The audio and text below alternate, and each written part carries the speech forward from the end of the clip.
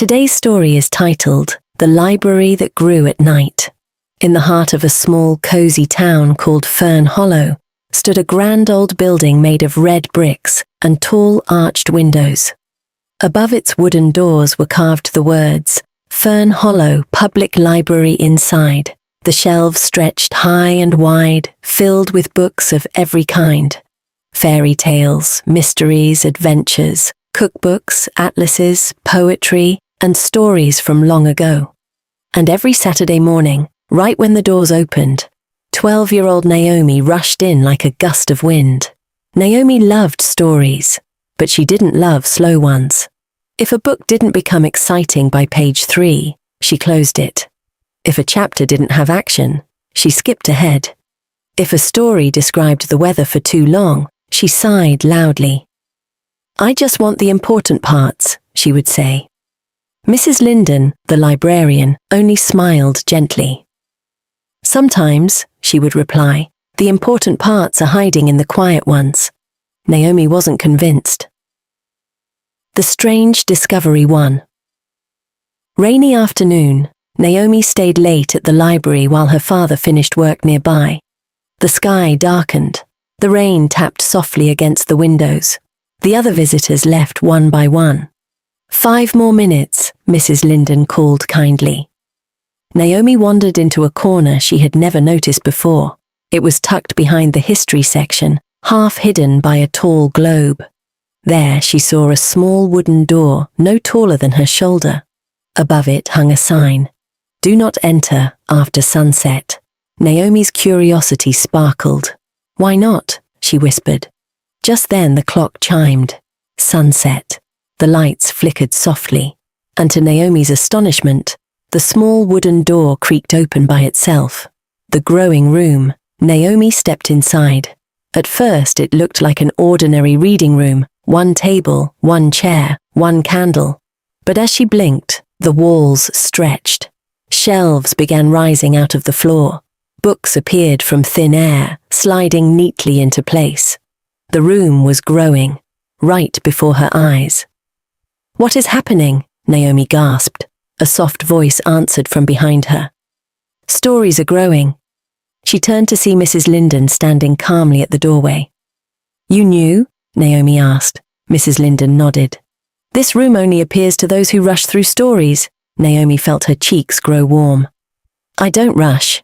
Mrs. Linden raised an eyebrow. "Page 3?" Naomi looked down. The first lesson. The slow story. Mrs. Linden handed Naomi a thick book with a simple title, The Gardener's Year. Naomi groaned inwardly. It didn't look adventurous at all. "Read," Mrs. Linden said gently. Naomi flipped to the first page. It began with a gardener planting seeds. That was it. No dragons, no treasure, no storms, just dirt and seeds. Naomi almost closed it, but remembered the strange growing room, so she kept reading. The gardener watered daily. He waited patiently. Nothing happened for weeks. Naomi shifted in her chair. Then one morning a tiny green sprout appeared. Naomi leaned closer. She kept reading. The gardener protected the sprout from frost. He trimmed weeds. He waited more. By the end of the book, the garden had blossomed into a vibrant paradise, filled with flowers, fruit trees, and buzzing bees.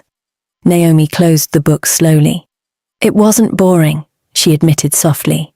Mrs. Linden smiled. "Growth takes time, in gardens and in stories." The second lesson, The Quiet Hero. The room shifted again, shelves rearranged. A new book slid into Naomi's hands. The Boy Who Held the Bridge. This story didn't begin with a battle. It began with a boy standing quietly on a wooden bridge every day after school. Naomi frowned, but she read on. The boy watched the river. He greeted travelers. He repaired loose planks. One stormy night, the river swelled dangerously. The bridge began to crack.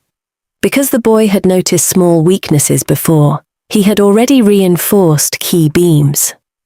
When the storm hit hardest, the bridge held. The town was saved. Naomi looked up. He didn't fight a dragon, she said. No, Mrs. Linden replied. He paid attention. Naomi thought about how often she skipped descriptions. Maybe details weren't exactly delays. Maybe they were clues. The third lesson, listening. Suddenly, the lights dimmed. The room grew silent. Too silent. Naomi felt uneasy. What now? She whispered. Mrs. Linden handed her no book this time. Instead, she said, Listen. Naomi strained her ears. At first, she heard nothing. Then, the faint rustle of pages, the whisper of paper sliding against paper. The soft hum of the building was settling in. She realized something surprising. The library was alive in its own quiet way. Every sound had a meaning. Every silence had space. You rush because you are afraid of missing something exciting, Mrs. Linden said gently. Naomi blinked. That was exactly it. I don't want to waste time, Naomi admitted. Mrs. Linden nodded. But sometimes rushing makes you miss what matters most.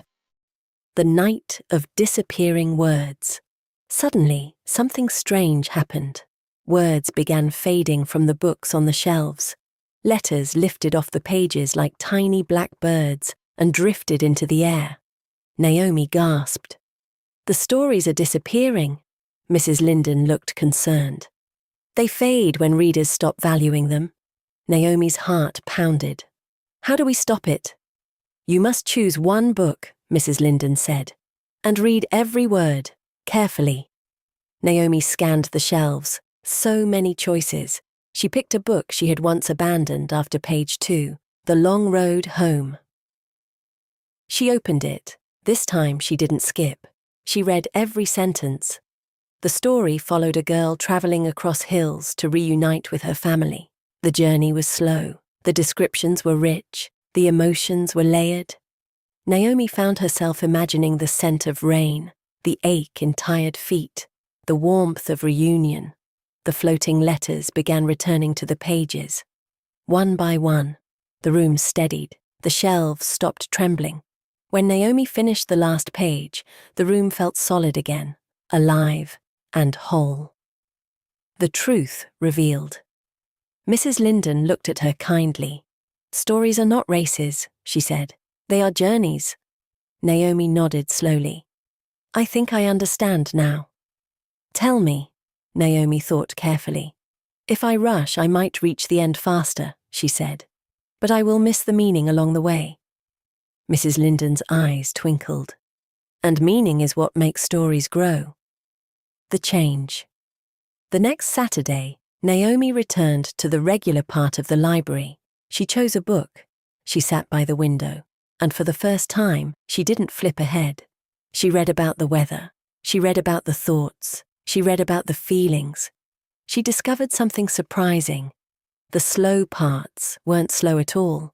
They were building something invisible and important, like roots under soil, like beams beneath a bridge, like seeds before they bloom. Mrs. Linden watched from her desk, smiling softly. Years later, as Naomi grew older, she became a writer. Her stories were rich with detail. Her characters felt real. Her readers often said, "It feels like I'm truly there." And whenever young readers asked her for advice, she would say, "Don't rush a story, let it unfold." Because she had once stepped into a room that grew at night. And it had taught her that quiet moments hold powerful magic. And in Fern Hollow, the library continued to grow at night, waiting for the next reader ready to slow down and truly see. The end. Morals of the story. Patience reveals deeper meaning. Small details often carry great importance. Rushing can cause us to miss valuable lessons. Growth, whether in gardens, people, or stories, takes time. Listening carefully helps us understand more. The journey is just as important as the destination. If you enjoyed this story and found something meaningful in it, please consider subscribing to this channel. Turn on your notification bell so you'll be among the first to know whenever a new story is released. Don't forget to like the video and share your thoughts in the comment section. We'd love to hear from you. And if this story touched your heart, kindly share it with others who might enjoy the journey as well. Your support helps these stories reach more people and continue inspiring young minds, nurturing good values, and touching hearts, both young and old, everywhere.